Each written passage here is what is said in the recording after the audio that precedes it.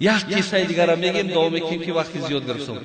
میگه یک آدم پولدار ثروتمند وارد مسجد میشود، میاد پیش داملا میاد میگه داملا یگان نیاز نداری؟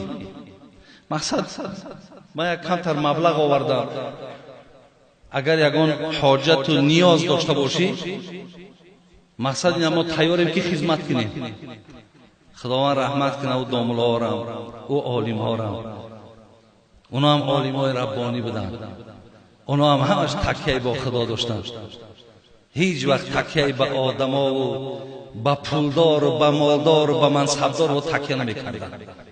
ولی پیغمبر ما میگه هر کسی که اگر سحر برای خاطر نداشتنی در خانه چیزی اگر بخیزه و میگه هم تا چهرش ترش کنه غمدار خودشو بگیرد، او همچنان است که خداوند در بین مردم غیبت کرده است.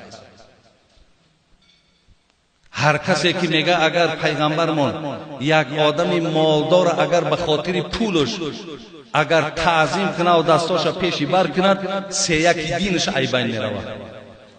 این عالم برادرای عزیز وقتی این گپ از مردکی پولدار که شنید گفت شرم میاد در یک خانه قرار دارم که صاحب این خانه ماندگی من است حاجت طلب کنم. برادر عزیزی سخن بینید، من در مسجدم، این خانه خدا ہے، من در خانه خدا ماندگی از تو نیاز طلب کنم. میگه این مرده که پولدار ای حکمت سخن این میگه برخوردارش گوش شاید های فکر کرد که در درون مسجد نمیشود، بیرون نمیگه ایستاد، بیرون در ایستاد و کوکای حضرت میبراید. حضرت که برآمد گفت حضرت گفت خیلی داخل مسجد بود که با همون سوال من آمدم که یگان نیاز شما را بیرون کنم. گفت مقصد شما نیاز دنیوی است یا اخروی؟ گفت من نیاز اخروی شما را برآوردن میتونم و به همین نیاز دنیایی تون مراجعت دارم. گفت او خدایی که گفت هم نیاز دنیوی ما میبرارد هم نیاز اخروی ما میبرارد، من در اون مراجعت نمیکنم و در تو مراجعت کنم. برادرای عزیز اینها به این رفتارشون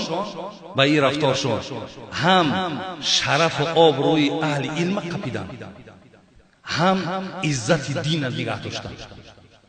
تا چند آدم اگر برادر امت دستات پیش بر خم و بدوی و چاپلوسی کنی و مقصد پدخلی میکنی و دیگر کنی، همون قدر خدم خار میشه، دین هم قدر خار میشه.